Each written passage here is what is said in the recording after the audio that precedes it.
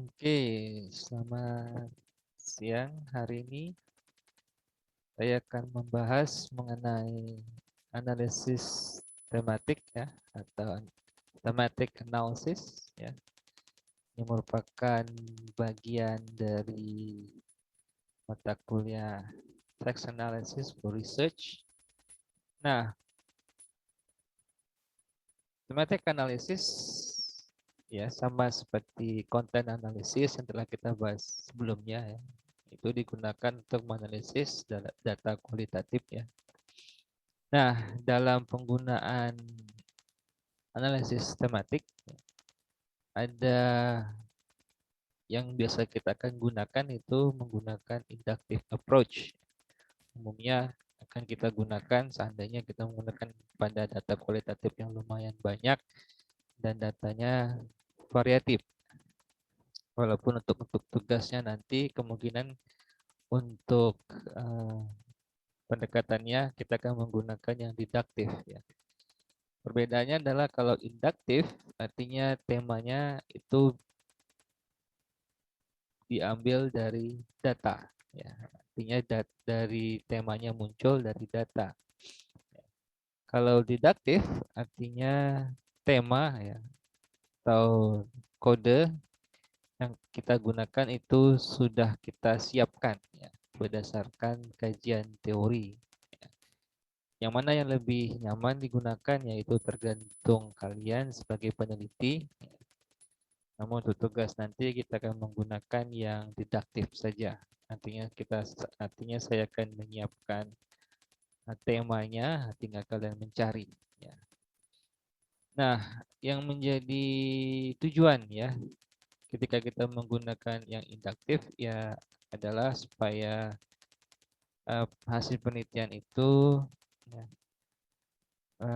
dari data-data tadi bisa menunjukkan tema-tema yang frequent ya, artinya sering muncul atau dominan. Nah, jadi tema-tema kalau yang dari induktif kita harus ya mencari tema yang dari teks data tekstual yang sifatnya frequent, dominan atau muncul terus-menerus ya.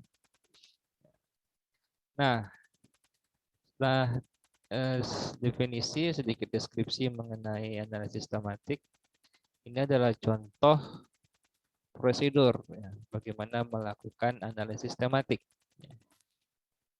Ini bisa kalian tulis biasanya ya kalau di bagian outline atau proposal ya di bagian metodologi ya. Ya, kita biasa mulai dengan deskripsi apa itu analisis tematik, kemudian penggunaan triangulasi ya ini juga bagian dari validasi ya jangan lupa namanya penelitian itu harus ada validasi. Nah, kalau penelitian yang kualitatif ataupun yang mixed method kita biasanya menggunakan yang triangulation ya. Itu gunanya untuk menghasilkan data yang lebih akurat ya. Artinya dari satu data bisa mendukung data yang lainnya. Nah, kemudian dari prosedur ini ya kita menjelaskan instrumen-instrumen yang akan kita yang telah kita gunakan ya.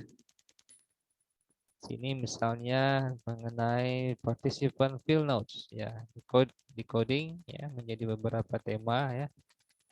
Karena di sini menggunakan induktif artinya berdasarkan data tekstual ya, artinya tidak kita siapkan. Kemudian ingat ya untuk setiap instrumen ya, mau itu field notes ataupun itu questionnaire masing-masing memiliki teknik analisis yang bisa saja berbeda. Jadi kedua-duanya tetap harus dijelaskan. Kalau misalnya dia menggunakan sama-sama thematic analysis, ya tetap dijelaskan. Participant observation begini loh analisisnya.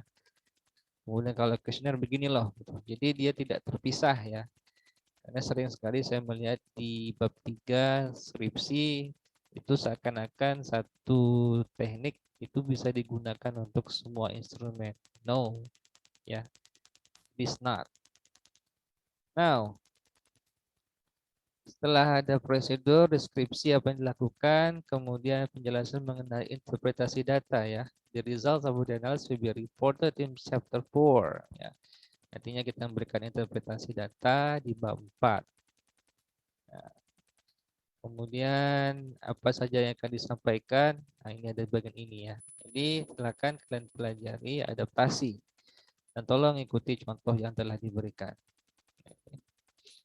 Nah, kemudian the results of the analysis dijelaskan lagi. Oh, ini masih panjang ya.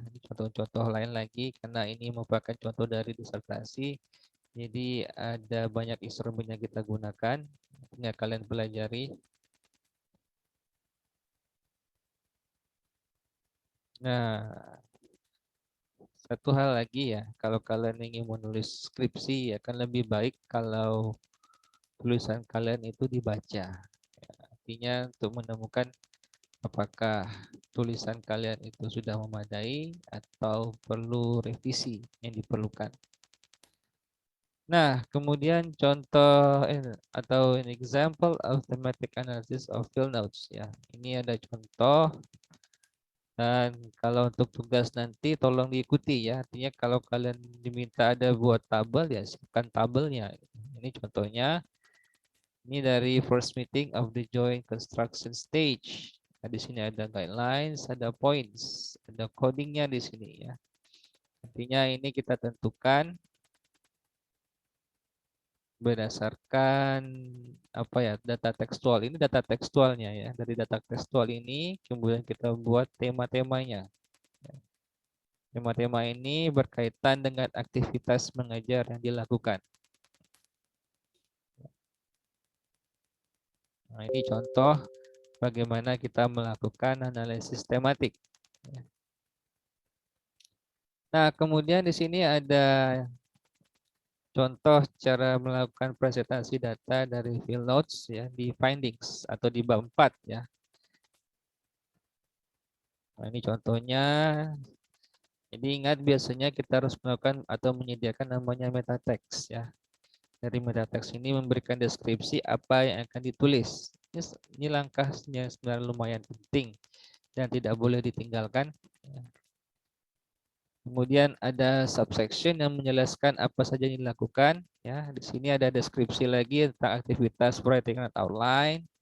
Kemudian datanya atau di sini adalah excerpt ya, passage untuk membantu menyediakan ilustrasi aktivitas yang kalian lakukan.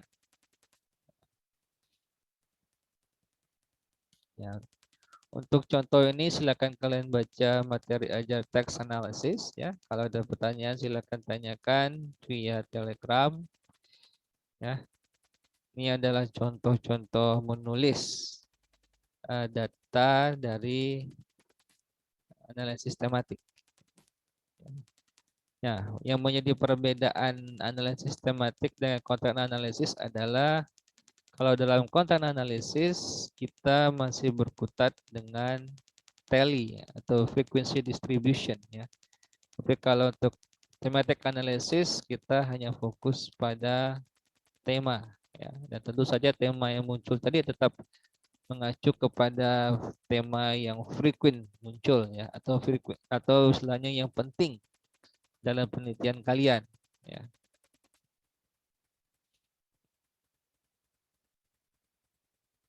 Nah, ini aktivitas-aktivitas yang bisa kalian lihat ya terkait untuk menulis bab 4 atau yang mengenai findings kalian ya. Alright, jadi saya rasa demikian ya untuk penjelasan saya mengenai analisis tematik. Ya, untuk tugas selanjutnya akan saya sampaikan di Telegram ya untuk informasi yang lebih jelas. Ya, sekian dari saya dan terima kasih atas perhatiannya.